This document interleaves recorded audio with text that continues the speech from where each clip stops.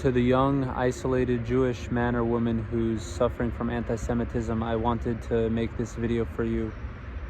Sorry if there's a little bit of traffic in the background. I hope you can hear all right. I wanted to speak about this issue as it seems to be coming up a lot more recently in the pop culture, and anti-Semitism is unfortunately mainstream. So I wanted to share a little bit about myself and my experiences as a very isolated Jewish person growing up in rural North Carolina, if you can believe that, and a little bit of my experience through the years with dealing with anti-Semitism, and maybe some advice for anybody who's really suffering now with all the rise in all this hatred. So, like I said, I grew up in rural North Carolina. I was the only Jewish person in my elementary school. It was a small class of about 30 kids graduating. And the first time I experienced anti-Semitism was Jew hatred. A lot of people call it Jew hatred. You know, anti-Semitism, it's like kind of light, kind of light, but Jew hatred is really gets to the nastiness and gets to the grit of this hatred that we experience and experienced. So first time I can remember someone really being prejudiced to me was in third grade, and a kid said, "Oh, you're Jewish. Jewish people don't believe in God." And he said like some other things, and really I was so hurt that this kid could hate me, could dislike me, to say bad things about me just because of who I was, because of something that I couldn't change. Now the ridiculousness of his claims kind of foreshadows the ridiculousness of Jew hating reasons that really went back in history and also continue to this day. But his claim was Jews don't believe in God, and I was so sensitive. I couldn't understand how I could be hated just for something I couldn't change about myself. It was who I was. The next experience that really was very memorable came from a teacher in, I believe, 7th or 8th grade. And she told me this well-known trope that has, at the time she told me, and definitely since then, I think it's been about 15 years or so, this theory has been, disproven, really, kind of beyond the shadow of a doubt. But she said, "Oh, you're Ashkenazi Jewish. Ashkenazim are not really Jews, and they converted so they would avoid Christian and Muslim persecution." Now, if you know anything about the history of Christian persecution in Europe, you know what an idiotic claim this is. But that really stuck with me, because I was a 7th grade kid, and this teacher who was, probably in her 50s, is talking down to this seventh grade kid and saying, your whole identity, your whole history, it's really a lie. And that one stuck with me. And it really bothered me for many years, until I really dug into the history and dug into the theories and dug into the academics perspective, and I realized that this was just another one of the tactics that have been used to disconnect the Jewish people from their identity, number one, and disconnect them to their faith, disconnect them from their faith and who they are. Going through high school, I didn't really experience so much harsh anti-Semitism, but there were experiences of kids who, without knowing me, who without ever having a conversation with me, would talk behind my back and basically hate on me for being Jewish, without ever even speaking with me, probably coming from a background in rural North Carolina, without ever having met a Jewish person in their life. And suddenly I hear them saying things bad about me, saying things behind my back, for the sole fact that I was Jewish. I had a little bit thicker skin, maybe a lot thicker skin at this time, and it's just another example of something that's very common, in the culture, in TV shows like South Park, like all sorts of different TV shows. Writers and comedians feel very free to make jokes about Jewish people, because oftentimes they're coming from environments where the ridiculousness of their jokes and the basically no one would take their jokes serious. No one takes their jokes seriously. No one takes their cartoons with like real as like real criticism. But people who didn't grow up around Jewish people who didn't have any experience with those people, and who just grew up around people like themselves, they have no experience of Jewish people. So when they see cartoons and things like that and comedians telling jokes, they have no other perception of Jewish people, and that really molds their perspective in a lot of ways. So those are kind of the experiences I had growing up, and I really can't imagine what people might be going through now in our generation. It seems like the rhetoric is really moved up to a big level, like a higher level, a much more really detrimental and hurtful level than the kind of mild experiences I had to deal with.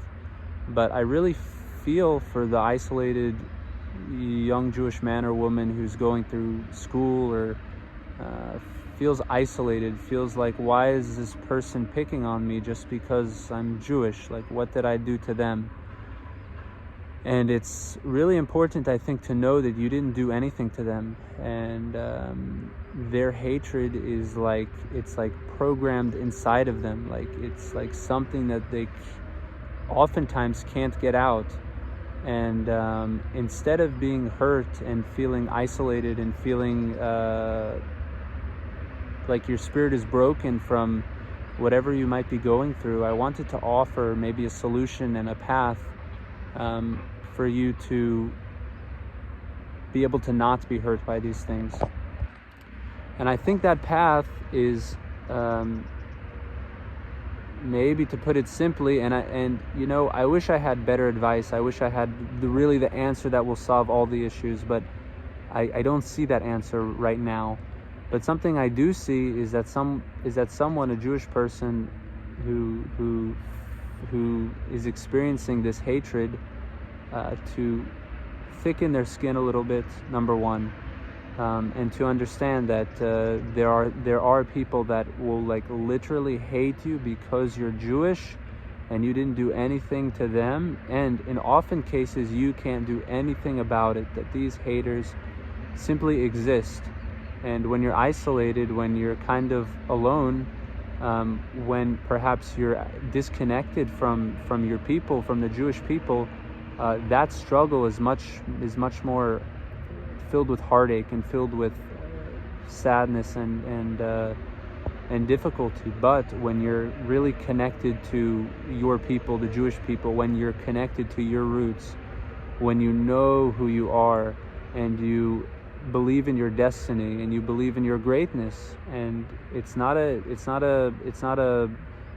big extrapolation to believe in your greatness. Like, look at the great Jewish people that did amazing things throughout all history, and the success and goodness that we encouraged, that we had amongst ourselves, and that we encouraged in the world. And this is a topic of another video, the greatness that the Jewish people has just simply have done in the world. But to the people who are in the situation now that's difficult, my advice is a little bit to connect to who you are, maybe a lot to who you are, and find out, what does it really mean to be Jewish? And the facts are that you're not isolated. You're part of the Jewish people. You're part of the Jewish community, and your individuality is connected to the generality of, and the strength and the might and the greatness of the Jewish people. And the Jewish people are the chosen people. and might be very controversial to say, but it doesn't really matter because it's true. And it doesn't mean that just because you're Jewish, you're greater than everybody else and you're special and you could do whatever you want because you're chosen. No, the opposite. Because you're chosen, greatness is expected of you, and decency and goodness and things are expected of you to fulfill that role of being chosen. So I think that when I connected myself to the Jewish people, I really developed a much more thick skin to be able to deal with a hater in the face, to somebody. And since I really connected myself much more to the Jewish people and to the Torah and Torah observance, I still experienced a couple instances of anti-Semitism when I was traveling in Europe, in Warsaw. I had two very, very harsh instances of anti-Semitism. People like literally physically assaulted me in one case. I don't, assault is a strong word, but I was physically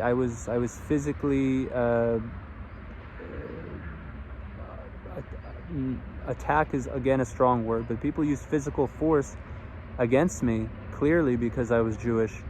And another instance was more passive, where somebody wouldn't move out of the way when I was on a train, even though I was clearly trying to get through.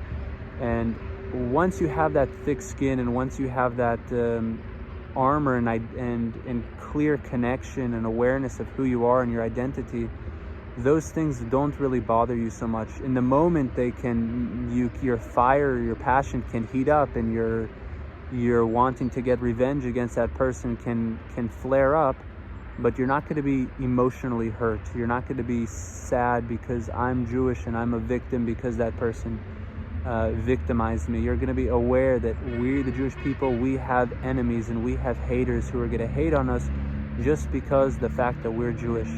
And being Jewish is not a weakness. It's not against us. On the opposite, it's our strength, and it's our greatness. And if like you really knew what it means to be Jewish, from the tribe of Yehuda, who carried the Torah all these years, who's the leader of the tribes, it's written in the Bible that the kingship will not depart from Judah, that really the entire Bible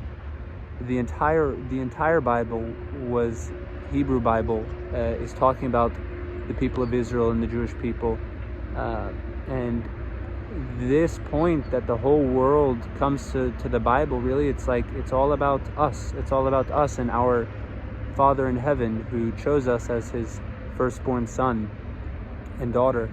So you're not alone. And when you connect yourself to your identity, you're going to be so much stronger. You're going to be so much more capable and willing to deal with whatever comes your way. So I wanted to make this video, and maybe I'll make more touching on these subjects, explaining a little bit more maybe about the Jewish people and different subjects around that. But I wanted to make this video for the Jewish people, boys and girls and young men and women, and maybe, why not even older men and women who feel isolated and who are not sure what to do with this hatred that's coming. Hopefully not, but in all likelihood is coming your way. And just one thing I must say about the any people who, unfortunately, the Jew hatred is coming from many different angles. But one thing that's coming very often in pop culture is this Black Hebrew Israelite movement. They're black, definitely, but probably not Hebrew, probably not Israelites. I haven't seen any real evidence that the Africans taken from West Africa have any connection with Israel or the Jewish people. Some people whisper about certain evidence, and if there's compelling evidence, I'd love to see it. But even if there are Israelite connections, it definitely doesn't make them Jewish. So if Antoine or Deshaun or Laquan or Tyrone is berating you and saying that they're the real Jewish people and you're a fake Jew because you're Ashkenazi or something like that, just know that these claims are really, really, really deeply silly and ignorant, and these arguments are really only made most of the, like in the vast majority of the time, by very deeply ignorant, uneducated people. And we can make videos about all the other horrible angles that the Jew haters are attacking us for, but I wanted to mention that since it's kind of in the culture so strongly right now. And we don't have anything against black people, you know. Black people, some black people are Jewish, like the Ethiopians, or black people who were born Jewish in one way or another. And also there's black converts, and you see in the Jewish community there's black converts. But someone who claims just because they're African American were the victim, their ancestors might have been the victim of slave traders, and slavery industry definitely doesn't make them Jewish, definitely. And really there's I've seen no evidence of any connection with Israel, but if there is evidence, you know, it's we're pursuing the truth here. We're not pursuing our own agenda. So if there's truth, let the truth come forward, but don't be discouraged, and don't be put down by the lies and by the intimidation wherever you face it. So I'll leave you here today, and I hope you're well, and to just, again, advice: connect to your roots, figure out who you are, and when you know who you are, you won't be scared from the haters and the enemies anymore.